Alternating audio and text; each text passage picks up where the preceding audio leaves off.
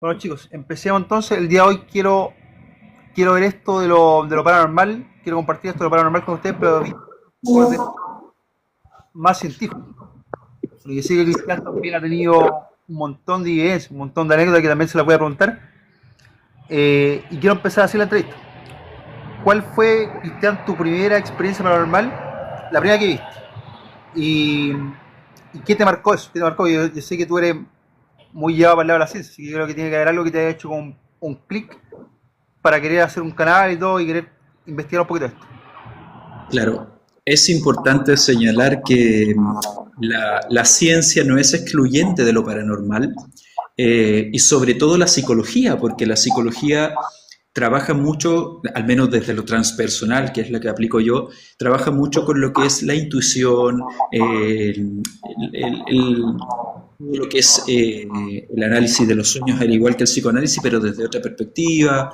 Se integra lo que es el tarot, se integra todo lo que es la constelación familiar y por supuesto todas las cosas que mal llamadas paranormales, porque en el fondo nosotros lo que vemos en lo paranormal es un suceso que todavía la ciencia no puede explicar, pero no significa que no tenga una explicación, sea cual sea.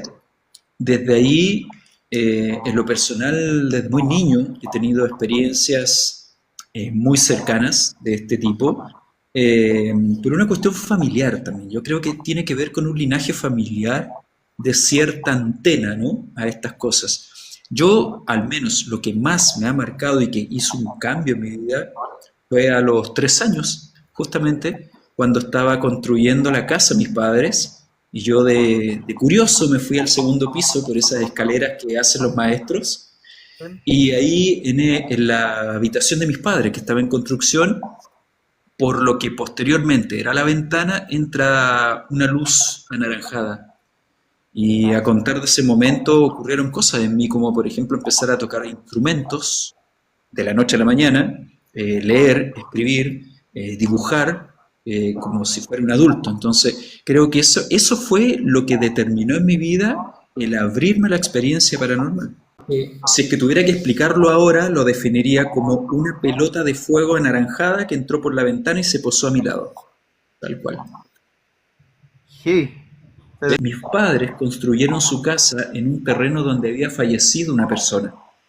Y ambos escuchaban en las noches a esta persona mover cosas en la cocina. Y los vecinos escuchaban que nosotros metíamos ruido en la cocina y nosotros pensábamos que eran los vecinos.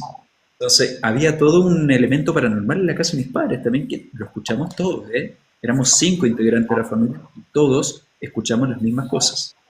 pero tus papás eran conscientes que o sea, sabían que había fallecido alguien ahí en la casa, igual siguieron ahí.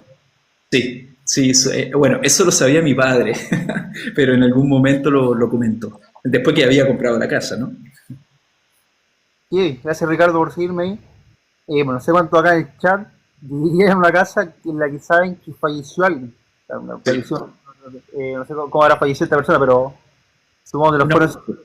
Era un abuelito, se quedó dormido de viejito, murió de viejito ahí, en su casa. a fallecer como natural. Sí, se supone que sí, ahora han pasado más de 40 años, no sé de qué habrá muerto, pero al menos lo encontraron fallecido ahí en su casa. Sí. ¿Alguna vez, Cristian, has sentido miedo real? Varias ocasiones. No soy muy miedoso de estas cosas, pero más de alguna vez sí me ha pasado. Ya en la adultez, por ejemplo, te puedo comentar, yo estaba haciendo una práctica profesional, cuando yo estaba estudiando psicología, estaba haciendo una práctica profesional en el psiquiátrico de Iquique, de corta estadía. Y llegó un paciente que supuestamente estaba poseso por el diablo, y a lo que todos los profesionales apuntamos es a la clozapina intravenosa y plancharlo, lógicamente, porque está en un delirio. Pero ¿qué pasó? Que este personaje se elevó del piso y eso yo nunca lo vi en un esquizofrénico. Se elevó del piso por lo menos unos 20 centímetros. Y ahí yo sentí que no era una enfermedad mental. Tuve la sensación, al igual que el psiquiatra tratante, que no era un esquizofrénico, era otra cosa. Y no respondía al tratamiento, que eso es lo más curioso. ¿Esta persona está diagnosticada con esquizofrenia? No, él llegó al psiquiátrico porque estaba supuestamente poseído por el diablo y se puso violento con su familia. Entonces, el conducto regular es que llega la policía, en este caso carabineros, y se lo lleva al psiquiátrico porque supuestamente está en un brote psicótico. Sin embargo, su elevación del piso no responde a una psicosis. Bueno, Vimos por lo menos 8 personas que lo vimos en el momento. Y el psiquiatra guardó la compostura, pero a mí también me dijo, yo nunca había visto esto en 50 años de carrera. Y ya ahí yo claro. sentí una sensación rara, digamos, un hielo en la espalda, algo que no era agradable. Te ha tocado, por lo poquito que llevamos hablando, te ha tocado ver muchas cosas que a lo mejor gente que lleva toda su vida dedicándose a esto de lo paranormal no se ha acercado ni siquiera al 1%. Hay mucha Tiene que gente. ver, sí, yo creo que es lo que hablábamos la otra vez, esto de quizás la gente que sabe más que yo de estas cosas me dice que yo soy antena. Entonces es muy probable que esté captando las señales sin necesariamente saber qué mensaje es, pero me pasan estas cosas sin buscarlos, ¿eh? Sin buscarlos. ¿Qué pasó después con el paciente? Pregunta Bay DJ. Estuvo. Lo que pasa es que como yo era pasante, yo tenía que abandonar en algún momento la pasantía ya, quedó internado un par de días, efectivamente logró en algún momento compensarse un poco, pero no sé la verdad qué habrá pasado con él. Yo tuve que después terminar la pasantía. ¿Alguna de estas vivencias, Cristiano, de lo que te ha pasado, lograste grabarlo? ¿Tienes como algún registro de, o que te puedes sentir Sí, como orgulloso de esto? ¿Lo logré grabar, logré registrarlo? sí, mira, esto lo conversamos en mi programa, te conté lo que pasó cuando yo estaba estudiando psicología en el año 2003, si no me equivoco.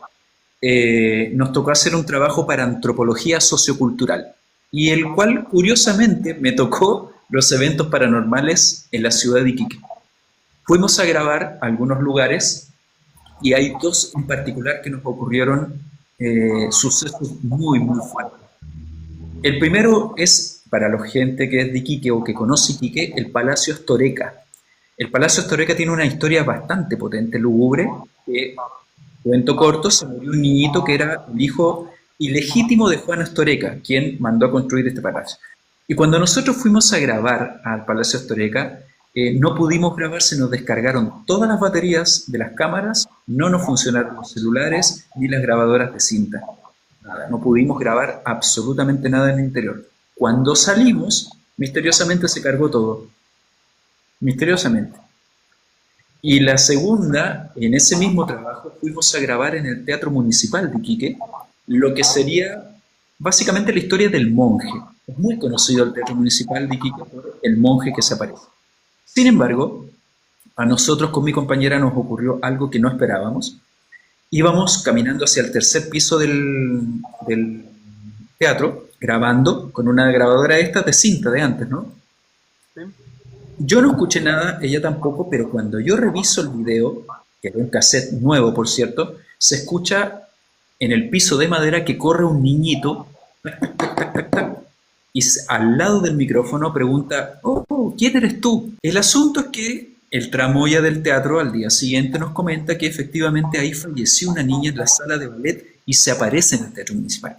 Pero ¿qué fue lo más escabroso de toda esta historia?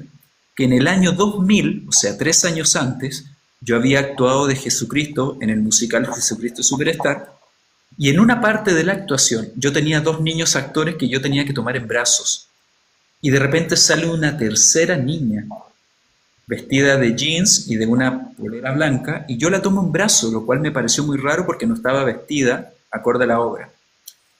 Se apagan las luces, cambio de escena, nunca más apareció la niña y nadie sabe quién es esa niña. Y el tramoya me dijo que esa niña es la que se aparece en el teatro. Y yo la tomé en brazo, loco. Sí, pues eso quedó grabado. O sea, alguien te estaba grabando y tomaste un Sí. fantasma en tus brazos. Ya sabes que a lo mejor no era una persona viva, tenía como alguna temperatura, estaba como fría, tenía como algún olor diferente. Nada, absolutamente nada. Absolutamente nada. Yo lo único que te puedo decir que me llamó la atención es que me miraba fijamente y no hablaba. Era una mirada muy, muy fija, pero aparte de eso, nada, nada. Totalmente normal.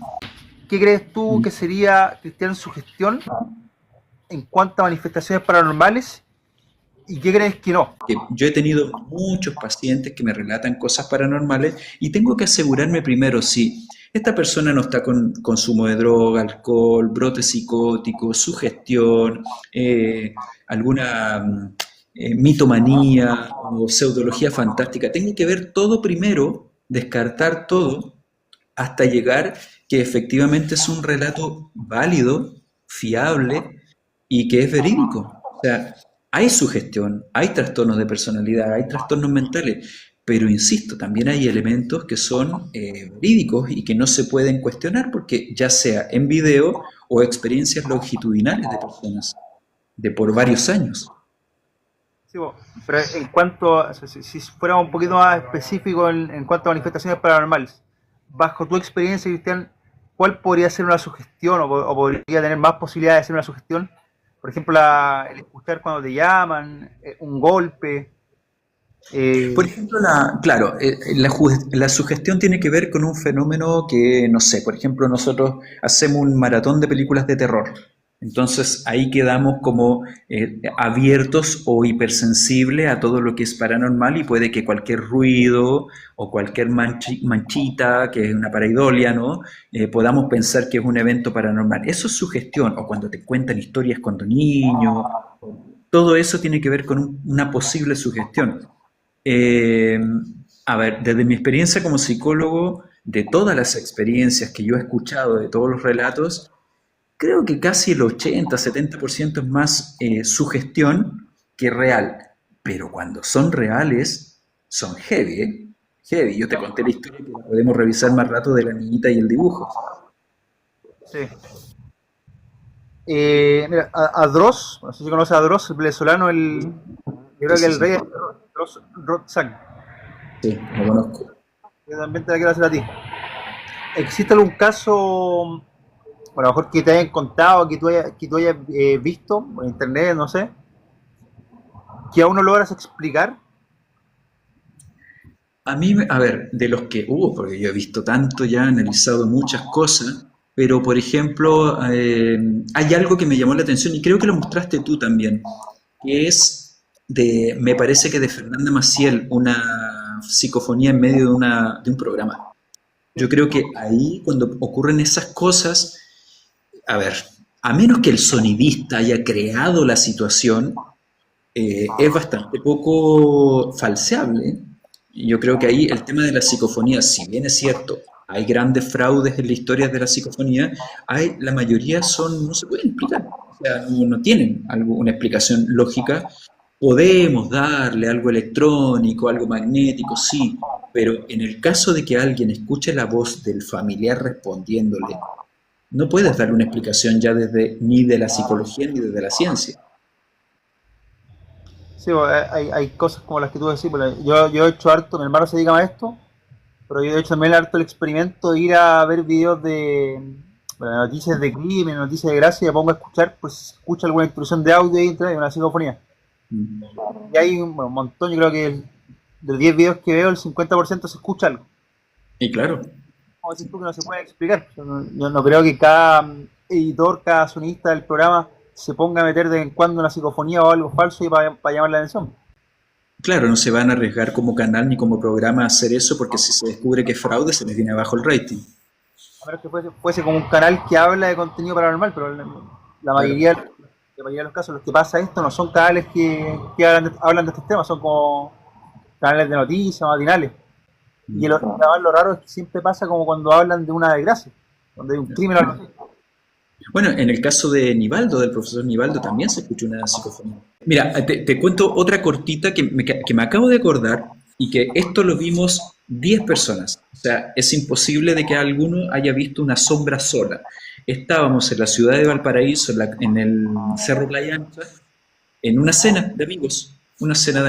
Sí, no habíamos tomado unos tragos, pero obviamente ninguno estaba borracho ni nada, eran como las 12 de la noche recién.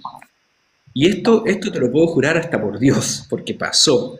En el patio había una piscina, y todos, te lo juro que todos, por alguna razón, justo miramos al ventanal hacia afuera y algo cae a la piscina, perdón que diga pileta porque acá le dicen pileta en Argentina, cae a la piscina un humanoide. Era un humano de al menos 3 metros, completamente negro, como si estuviera con una malla negra completa, cae a la piscina, pero esto es un segundo, toca el agua y salta al techo. Y en el techo se escucha ta, ta, ta, ta, que corren. Bueno, nosotros salimos pensando que estaban robando, que podía haber sido un ladrón, pero cuando empezamos a preguntarnos todo lo que habíamos visto, todos habíamos visto un humanoide flaco, alto, de casi 3 metros caer al agua. El tema es que no había ninguna gota salpicada de la piscina hacia los muros ni hacia el piso, y lo más escabroso, el techo tenía todas las tejas rotas. Lo que había corrido por ahí rompió todas las tejas del techo. Y los gatos de mi amigo estuvieron una semana guardados en el closet con pánico sin querer salir. ¿Y esto cuántas personas lo vieron esto, Cristian? Estos, mira, que yo me acuerde, éramos 2, 4, 6, 10 personas. 10 u 11 personas lo debemos haber visto. Lo vimos todos. Exacto. Todos. Es imposible que se lo hayan imaginado, es imposible que se lo hayan inventado, o sea, ocurrió. Ocurrió. Y el techo estaba con las tejas rotas y los gatos estuvieron con pánico, encerrados casi una semana en el closet. No querían Y salir. la criatura o lo que haya sido no sacó agua. O sea, como que se metió a la Nada. piscina, no sacó agua. Mira, de hecho, cuando después fuera el programa, voy a buscar un video que una vez encontré en YouTube de una cosa como un perro largo que cruza una carretera. Te lo voy a mandar porque era muy parecido a eso lo que vi. Yo creo que te quiero preguntarte la que me contaste a mí, que la gente merece escuchar eso. Sí, bueno, esta es la historia que yo puedo decir y que tú catalogaste como el top 3 de la historia. Yo creo que es la historia que me pasó, que también tengo una testigo importante en este caso. Año 2006, yo había ido a mochilear por todo Chile con mis amigos y cuando vuelvo a Iquique, mi pareja de ese entonces me dice que ella también quiere ir a mochilear, entonces al verano siguiente recorrimos Chile en mochila. Y ella quería conocer las 7 tazas ahí en Radal. Entonces, nosotros tomamos un bus desde Concepción a Talca, porque ya estábamos muy cansados, entonces tomamos el bus a Talca y de Talca al pueblo de Molina. Pero ¿qué pasa? Que en Molina nosotros llegamos a las 8 de la noche y el último bus a Radar sale a las 6 de la tarde. Entonces nos quedamos sin locomoción. Y yo le explico a esta persona, a esta chica, le digo, mira, tenemos 2 opciones, o nos quedamos en la plaza del pueblo a acampar, que es muy peligroso porque nos conviene asaltar, o caminamos hacia la precordillera y armamos la carpa en la precordillera. Bueno, me dijo, caminemos. Íbamos saliendo del pueblo de Molina, más o menos 9, 9:30 de la noche, y ya boca de lobo, no se veía nada porque estábamos yendo a la precordillera, y se nos acerca un chico de nuestra misma edad, en ese entonces 26 años, y muy bien vestido, yo te digo, o sea, va a sonar un poco, ¿cómo es la palabra? Prejuicioso lo que voy a decir, pero el chico estaba con una camisa de cuadro, o sea, una persona que no te genera ningún tipo de desconfianza, entre comillas, ¿no? Con una camisa de cuadro, un jeans, una guitarra en mano y una mochila. Bueno, igual yo dije, mira, puede ser un asaltante igual, o sea, da lo mismo, da lo mismo, da lo mismo como esté vestido. Entonces yo le dije, mira loco, nosotros nos quedamos sin locomoción, pero si nos vas a asaltar, bueno, no tenemos mucho que entregarte, pero nos vamos a defender, ¿eh? Te digo lo mismo, porque ella y yo sabemos artes marciales. Para el trato un poco. Entonces, claro. No, y el chico dijo, mira, me llamo Mauricio, me acabo de titular de abogado y bueno, chicos, no es mi intención asustarlos, pero yo quiero llegar a donde están mis amigos, que es en el camping de Radal. Y me quedé sin locomoción y no quiero caminar solo porque es peligroso. Bueno, por ABC motivo nos dio confianza y empezamos a caminar por la precordillera, tocando guitarra, tomando agua, cantando, hablando filosofía. El chico siempre nos decía, ámense, el amor es muy importante, cuídense, pórtense bien, vámonos por acá porque por allá puede haber pumas. Muy, muy buena onda el chico. Como a las 4 de la mañana, te estoy hablando de las 9 de la noche hasta las 4 de la mañana, pasa una camioneta de la nada y nos subimos en el pick-up de la camioneta. Y bueno, la camioneta avanzó como 20 kilómetros hasta que llegamos a las afueras del camping de Radal. Y nos bajamos de la camioneta y Mauricio, en este caso, nos dice, chicos, al frente está la reja, hay un hoyo en la reja, pasen, están mis amigos. Yo voy a hacer pis, voy a orinar, cruzo y entro. Bueno, nosotros entramos y efectivamente estaban sus amigos. Si tú me preguntas qué es la impresión que me dio, eran como súper cuicos, ¿no? Eran como bien pelolais. Entonces nosotros llegamos y, hola chicos, disculpen, venimos con Mauricio, él está orinando afuera, nos dijo que podíamos poner la carpa acá con ustedes. Ahí se para un tipo, bastante así como molesto, y me dice, ¿sabes qué loco? Yo no te conozco, no sé qué onda más. Le dije, no, tranqui, yo tampoco te conozco, pero ando con Mauricio y si quieres lo esperamos. Y ahí como que se para una chica y me empieza a insultar, me dice, mira, con esas cosas no se juega y bla, bla, bla, bla, bla, bla. Y en un momento otro chico me dice, ¿sabes qué? Ven, ven, me dice. Bueno, en ese entonces los celulares tenían las cámaras bien pixeladas, pero me dice, mira, ¿esta persona es la que vino contigo? Y le dije, sí, mira, y de hecho está vestido igual, le dije. Me dice que no puede ser, no puede ser. Y le dijo, pero si está orinando afuera, ya viene. He caminado con él 6 horas. No, no puede ser. ¿Por qué? Porque él falleció hace 5 años en esta misma curva. Él se quedó sin locomoción, tuvo que caminar solo por la precordillera y cuando iba a cruzar el campamento pasó una camioneta y lo atropelló. Y nosotros nos juntamos todos los años a conmemorar su muerte y nuestra titulación de abogados. Hasta ese momento yo pensé que era broma. Yo pensé que era una broma y me estaban bromeando. Hasta que nos sentamos, comimos con ellos, tomamos un melón con vino y a la mañana siguiente amanecimos. Nunca apareció Mauricio y efectivamente estaba fallecido hace 5 años. No, increíble. Increíble lo que le pasó a Cristian. O sea, literalmente hablaron con una persona fallecida por horas. Por horas. Esta historia se la mandé a Carlos Pinto, pero nunca me respondió, pero se la mandé. Está para un capítulo del Día Menos Pensado. Exactamente. Está para un capítulo del Día Menos Pensado. Se hablaron horas, lo aconsejó, lo acompañó en el camino, le Sí. mostró a sus amigos y después Exactamente, porque en el fondo se encargó de que estuviéramos protegidos toda la noche. tú seguiste en contacto con alguno de los amigos de él, o si alguno de los amigos o amigas del chico te dijo algo en relación a él, a lo mejor. Mira, yo le pedí el celular en ese entonces, números a uno de los chicos. Creo que estuvimos hablando un par de veces más, pero después ya uno va cambiando los números, pero hasta ese momento él me mandaba fotos, ¿eh? Me mandaba fotos y me decía, mira, este es Mauricio acá, me mandó fotos del funeral, o sea, no, el loco estaba muerto, no estaba vivo, no era una broma. Realmente hiciste creaste un lazo de amistad con una persona que está fallecida. Y buena onda, porque nos cuidó un montón. Bueno, no puedo dejar de preguntar también esto. ¿Viste algo raro, Cristian, en él? O sea, por ejemplo, venían caminando, a lo mejor la mirada, el color de la piel, o era una persona tal cual como estáis viendo a mí ahora. Tal Normal. cual, tal cual. O sea, yo no vi nada raro, ni estaba frío, ni miraba extraño, nada. De hecho, nos contamos chistes, cantamos, tocamos guitarra, compartimos la botella de agua. O sea, era una persona total y absolutamente normal. No sé. Hey, no sé qué pensar en este caso. No sé por qué se la yo creo que si desapareció fue para que sus amigos a lo mejor supieran que él todavía está con ellos. Pienso que pareció como el propósito. Exactamente, de hecho la chica que me habló en ese momento después se puso a llorar, estaba muy afectada porque decía que a pesar de haber pasado 5 años todavía los seguía viendo, todavía los quería. Hey, hey. Ahí excelente, dice el amigo soldadito, le creo todo el rato. Siena dice que nervios. Voy a ir comentándome ahí, chicos, qué piensan de esta evidencia. Y Cristian nos compartió las mejores historias que me han contado.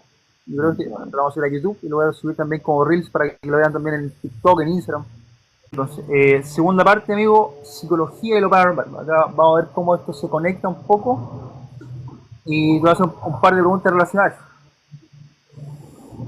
Tu formación, Cristian, tu formación como psicólogo, ¿te complicó el entender lo paranormal o te ayudó? Te ayuda, bueno. Creo que ahí estoy en un conflicto existencial con todos mis colegas, porque en general los psicólogos son muy poco, no le dan mucha pelota a estos temas y en general quedan más en un relato más fantasioso. Ahora, afortunadamente yo trabajo desde la línea transpersonal, que justamente involucra en la terapia todo lo que es espiritual. Entiéndase espiritual desde lo divino, lo satánico, energías y todo. Para nosotros es más serio de lo que se cree porque independiente que el relato sea incomprobable, te da información de la persona, te da información ética, moral, espiritual, religiosa. Pero son temas, por ejemplo, que yo me he ganado burlas, no solamente yo, toda la línea transpersonal. Nos hemos ganado burlas de los más doctos, ¿no? De los más dogmáticos, el psicoanálisis, el conductismo, porque piensan que somos, abro comillas, los voladitos o los marihuaneros de la psicología. Y no es así. Tiene que ver con empezar a ver al ser humano de forma más integral, ¿no? Desde lo espiritual, mental, físico, ¿no? Entonces, si ha generado problemas, sí, burlas, sí, me ha costado trabajo, ojo, charlas. No, este es el voladito, el que... Sí, vale, pero vale la pena. Vale la pena porque la gente te busca. La gente te busca porque se siente acogida en sus historias. No se siente rechazada ni burlada. Es que esto yo creo que el Frey creo que fue comentó que en Estados Unidos iba a empezar como a crear, no recuerdo si dijo un departamento que iba a investigar esto, como lo paranormal, pero ya creo que se va a empezar a agrandar, a normalizar. Yo creo. Algún caso conectado con lo inexplicable. Algún caso en la psicología, me contaste antes del tipo este que como que se elevó un poco. Aparte de este, ¿tienes otro? O sea, Tengo como que... uno, tengo uno que pasó cuando yo trabajaba en el Servicio Nacional de Menores, en el programa PIE, que es, perdón, el FAE, que es el de familia de acogida especializada. Son las familias que acogen a los niños cuando están en trámite de adopción. Yo estaba trabajando en ese programa y nos tocó evaluar a una familia y a una chiquita. Debe haber tenido unos 8 años esta chica. Y dentro de la evaluación uno le pide que haga el dibujo de la familia. Entonces, en la familia se dibujó ella, papá y mamá a los costados, las dos hermanitas, perrito, gatito y un señor al lado de la mamá. Entonces, cuando yo como psicólogo le pregunto quiénes son los que están ahí, me dicen mamá, papá, hermana, perrito, gatito y mi abuelito. Bueno, hasta ahí todo bien, no hay problema. Reunión siguiente, los papás. Y bueno, yo les comento del dibujo, que había encontrado que el dibujo estaba bastante bien organizado y un montón de cosas. Le digo, los dibujó muy bien a ustedes, a sus hermanas, al abuelito. Y ahí la señora le cambió la cara y me dice, ¿cómo? Le dije, que los dibujó muy bien, le dije. Fue un muy buen dibujo. No, no, no, me dijo, ¿que dibujó a quién? Dijo. Yo le dije, a ustedes, a la hermanita, papá, mamá, perrito, gatito y al abuelito. Me dice, es que no tiene abuelito de ella. No tiene abuelito. Mi papá murió antes que yo naciera. Yo estaba en la pancita de mi mamá cuando murió mi papá. Y el papá de mi esposo murió cuando él era adolescente. Entonces no hay abuelitos. Y mi casa se quemó, por ende no tenemos fotos de mi papá. Se lo conoció. Claro, bueno, saqué el dibujo y le mostré el dibujo. Y ahí la señora se le pararon todos los pelos y volví a entrevistar a la niña después. Y me dice, porque la señora me dijo que no había abuelo, entonces yo quedé peinado para atrás. Cuando me toca ver a la niña nuevamente, me dice, no, sí, mi abuelito, mira lo que me dijo, mi abuelito sale todas las noches del ropero, me cuenta una historia y se va por el ropero. A ver, yo desde ahí puedo pensar, la chiquita está alucinando, es fantasiosa, tiene amigo imaginario, pero le empecé a hacer preguntas y el abuelito, no recuerdo el nombre de este momento, pero el abuelito, por ejemplo, me decía, mi abuelito Juan, hace esto, dice esto, lo otro. Y cuando yo volví a entrevistar a los papás, pensando, mira, como psicólogo del Sename, pensando que quizás se metía un vecino y podía haber abuso sexual, ¿no? Se lo comenté a la mamá y le dije, me habla del abuelito Juan, que tiene esta ropa, le contó esta historia, lo otro. Y me dice, sí, es mi papá, pero ella no tiene cómo saberlo más. Imposible. Y está el dibujo, yo creo que todavía está archivado ahí en el file. Ya lo veía. Veía literalmente al abuelo, la visitaba. Veía al abuelito, el abuelito le contaba historias todas las noches, cuentos, historias chistosas, porque se reía de noche la niña, la escuchaban reírse. Para la niña era ¿cómo se llama? Un integrante más de la familia. Era el abuelito, era el abuelito. Bueno, esto igual pasa harto. Yo en el TikTok me han contado un montón de historias que a veces están como en la reunión familiar. Ahí están todos los primos, los niños chicos, están los adultos y uno de los niñitos, uno de los niños, un niño más chico, como que dice, por ejemplo, la tía Ruth. Y Mm. están mirando, y la tía Ruth falleció y esa niña no la conoció, ¿cómo sabe? Porque los niños tienen también esa inocencia que les permite conectar con los fallecidos, con los espíritus. Bueno, Nada. y ahora, esto de los dibujos en los niños no solo me ha pasado a mí, o sea, esto está lleno de historias de dibujos de personas que no están en este plano, le ha pasado a colegas míos, el Sename está lleno de dibujos de ese tipo. Y es más, hace poquito esta semana me titulo de grafólogo y analizamos un dibujo. Mira lo espectacular. El dibujo de un niño de 2 años que había dibujado a su mamá embarazada y su mamá no tenía idea que estaba embarazada, se enteró a la semana después. O sea, como que algo le contó, algún tipo de Es energía, sí, un- algún tipo le contó claro, es un niñito de 2 años, entonces esto de los dibujos de los niños está lleno de casos, lleno. En Chile hay muchos casos. viéndolo más del lado de la psicología. ¿Qué pasa cuando un psicólogo ve algo que no puede explicar? Básicamente intenta dar teorías absurdas muchas veces. Yo prefiero decir que no sé.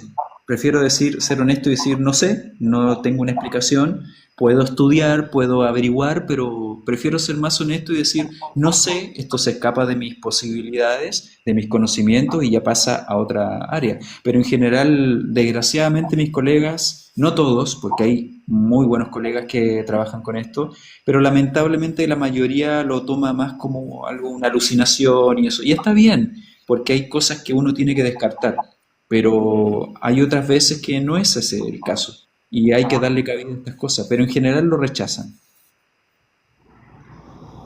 Esta pregunta a lo mejor va a ser un poco más personal, a lo mejor a alguien le va a impactar a tu respuesta, a lo mejor no, pero ¿existe Dios, Cristian? Bueno, si es sí o no, ¿cómo lo explicas? De tu experiencia, formación, a lo mejor también las vivencias que tenías. Uy, yo no tengo ninguna duda de la existencia de Dios. Yo voy a ocupar una frase que dijo Albert Einstein. Yo no creo en Dios, yo pienso en Dios. Entonces, no, yo no voy a creencias en este caso. A ver, te puedo dar millones de explicaciones antropológicas porque bueno, no sé si tú lo sabes, yo soy un nacido estudiante de la historia hebrea, historia bíblica, me encanta mucho eso, y sobre todo desde la masonería, ¿no? Pero yo tengo certeza de Dios tanto en lo científico, lo antropológico y lo espiritual, porque hay que recordar que todos los textos sagrados son hechos en parábolas y de una forma poética escrito. Entonces, no sé, por ejemplo, los 33 años de Jesús son tus 33 vértebras, ¿no? Los 12 apóstoles son las 12 costillas, entonces tiene que ver con una cuestión simbólica. Pero Dios y todas las religiones y todas las filosofías se refieren al Dios interno, ¿no? Esto de conéctate contigo mismo hacia adentro, la expansión de conciencia. Ahí tú encuentras a Dios. Dios no es un señor que está sobre una nube sentado mirándonos. Somos nosotros mismos cuando nos expandimos la conciencia y nos unimos con el cosmos. Ahí está Dios. Hay una frase que dice, no soy Dios, pero soy una extensión del mismo. Claro.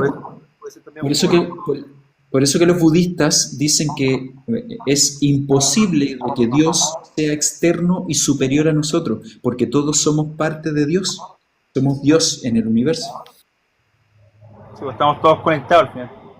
Antares de la luz. ¿Cómo hacen estas personas para poder como enamorar, por así decirlo, a las masas, Mm. lograr que los sigan? Porque hay personas, por ejemplo, el mismo caso de Antares de la luz, no era como un estudioso, no era una persona normal que un día para otro creo que fue para China, volvió y Claro. empezó como a traer masas, gente que lo seguía. Bueno, en este caso, desde la psicología hay dos tipos de personalidades que son altamente atractivos a otro tipo de personalidad. Me explico. Hay responsabilidades compartidas, porque por un lado, los líderes de secta generalmente tienen una personalidad del tipo narcisista carismático y o psicopático encantador. Las características del psicópata encantador es que tiene muy buena labia, es muy adaptado, es muy simpático, tiene mucho conocimiento y si no lo tiene, tiene buena labia. Entonces, muy capaz de convencerte de algo que no necesariamente existe o que tiene mucha constancia. Por otra parte, el narcisista carismático es el típico estos espirituales que andan con túnica, que se creen maestros, ¿no? Y podemos anexar los narcisistas o psicópatas con base psicótica. ¿Y qué pasa? Que los que tienen base psicótica en general tienen delirios místicos. Ese trío es una bomba de tiempo para seducir a personas. Ahora, vamos a la otra parte. Las personas que siguen sectas son personas que tienen una estructura de personalidad distinta también. Generalmente un trastorno de dependencia, baja autoestima, bajo autoconcepto, baja plusvalía, se sienten abandonados, son hijos de padres separados o de familias tormentosas. Entonces hay responsabilidades compartidas, pero generalmente los líderes de secta o son psicópatas encantadores o son narcisistas del tipo carismático. El documental de Antares, hay una parte en la que él, a través de la ayahuasca, como que era uno de sus seguidores que era Jesús. Incluso Claro. como la palabra es, le induce como una visión. O sea, el cabro este contó que él había visto en la visión Antares, bajando como en la nube, después él despertó, habló con Antares, lo que mirando y le dijo, Antares, ¿tú eres Jesús? Y el Antares como que sabía que él había soñado esto, le dice sí. No le dijo, ¿qué crees tú? ¿Qué crees tú, peor? Le dijo. Y claro, lo que pasa es que estos tipos, ahí el Antares se psicotizó porque por el excesivo consumo de ayahuasca. Entonces ahí entró en delirios místicos y eso acrecentó su personalidad al tipo narcisista. Sí, mira, una pregunta acá de tu parte, de la psicología, Cristian. ¿Mm? Me puede ayudar también a la gente cuando lo suba. ¿Cómo saber rápidamente, Cristian, si estoy hablando con un psicópata? Uy, a ver, los que tenemos el ojo clínico, es decir, ya que estás entrenado, estás con magíster, eso, aún así se nos hace difícil, ojo, no es tan simple porque el psicópata tiene mucha labia, puede pasar desapercibido. Hay varios tipos de psicópata y el más peligroso es el psicópata socializado, es decir, el que pasa piola como una persona como el vecino bueno, como el vecino que rega el pasto, que ama a los niños, que acaricia a los animales, pero puede ser flor de descuartizador en su ático y nunca te vas a enterar.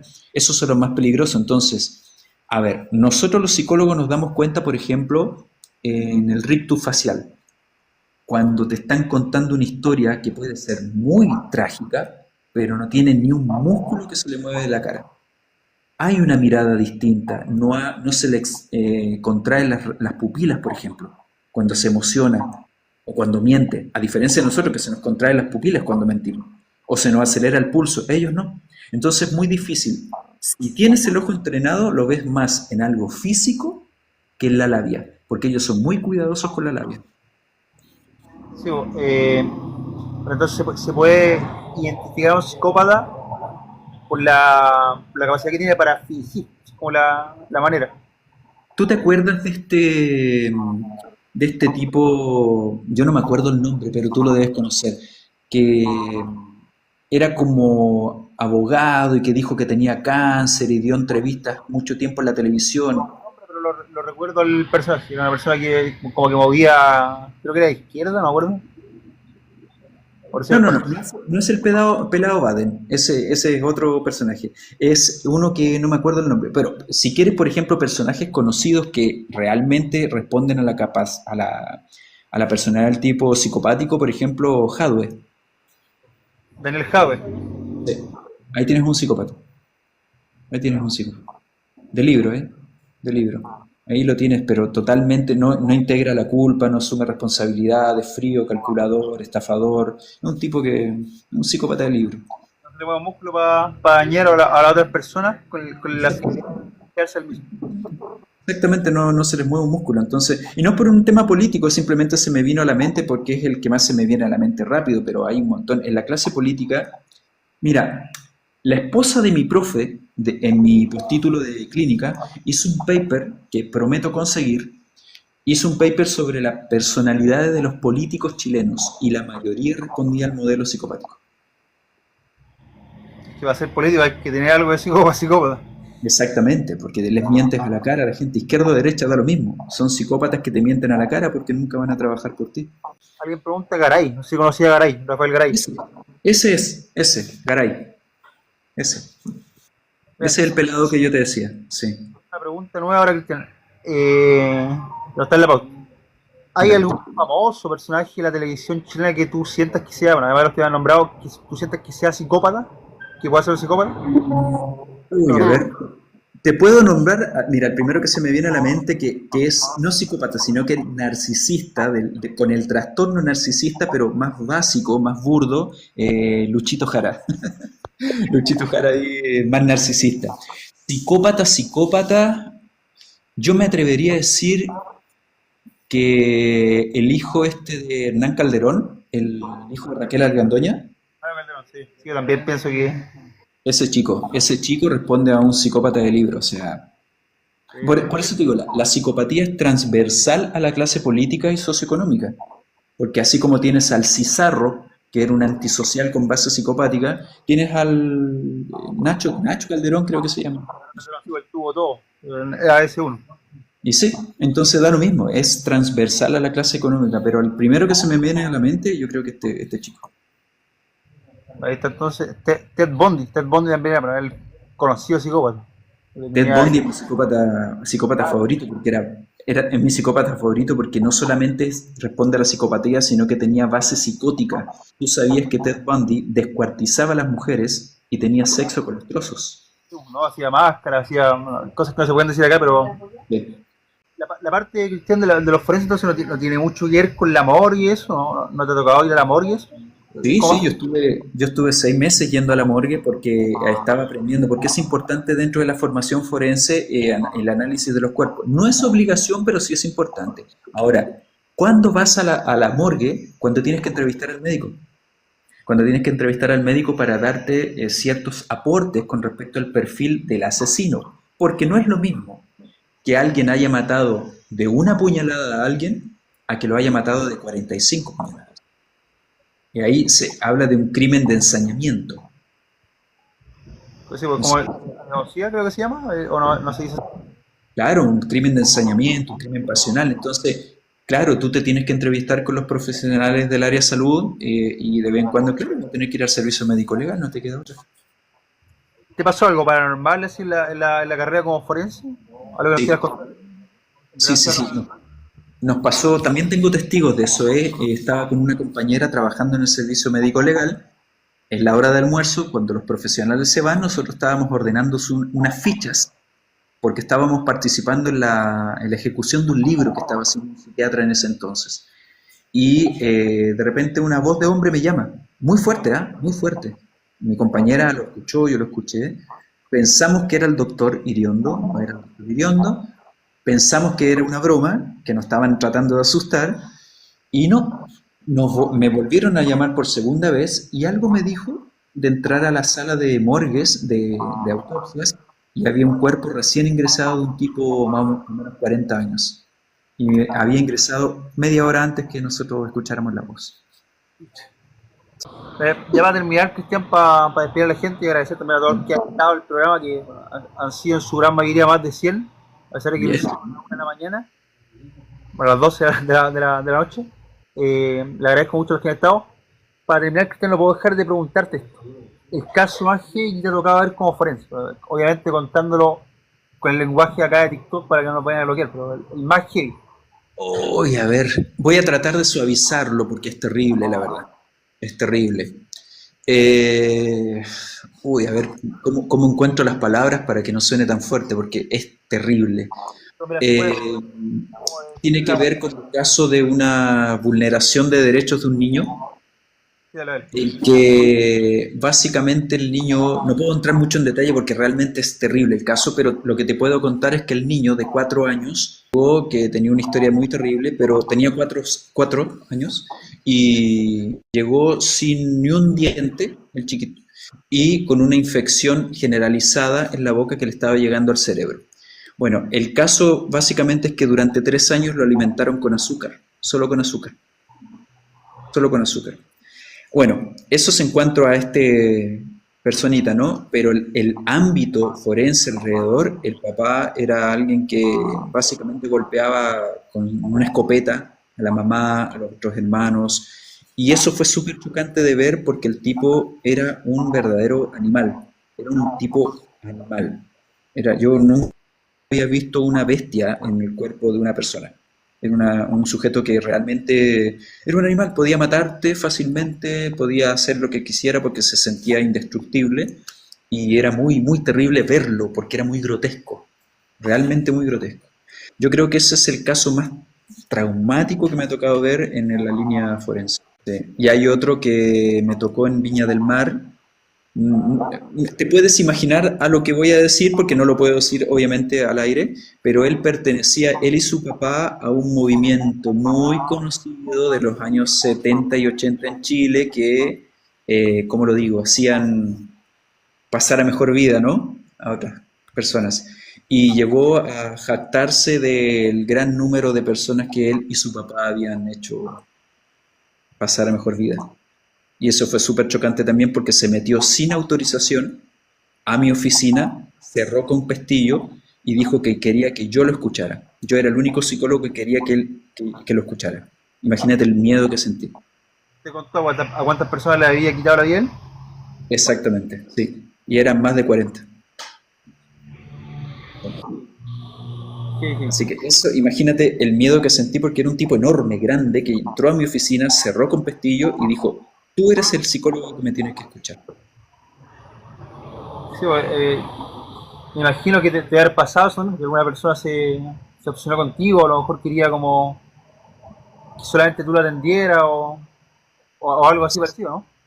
Sí, pasa. A ver, aparte de este sujeto que es el único que me ha dado miedo en realidad, por su envergadura física más que nada y porque estaba armado, pero mira, a mí no me ha pasado tanto, pero sí le pasó a un colega que lo acosaba a una señora, que no lo dejaba salir de la oficina, le iba a tocar el timbre a la casa, así, a él lo acosaron heavy, la verdad. A mujeres, creo. En mujeres debe ser más común. Pero deben haber pacientes así como bien, ¿cómo se llama? Intenso, por decirlo de una manera. Te agradezco mucho la entrevista, amigo. Bueno, ahí a la gente ha comentado de verdad, han participado, le gustó el invitado. Este directo lo voy a subir a mi canal de YouTube. Voy a subirlo también ¿cómo se llama? En Reels, en Instagram. Y eso, chicos. Muy agradecido con Cristian, síganlo en sus redes. Y desde que lo conocí también me he dado cuenta que, bueno, lo poco que lo conozco, que es una persona bien eh, motivado.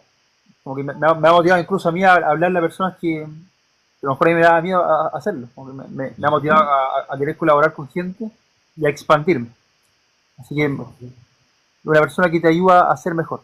Se agradece que esa persona llegue a tuya. Así que sigan los chicos, nada más que como les dije, que tiene un canal ahí genial y va a ir subiendo mucho más contenido. Ahora en España cuando se vaya también va a ir subiendo mucho contenido.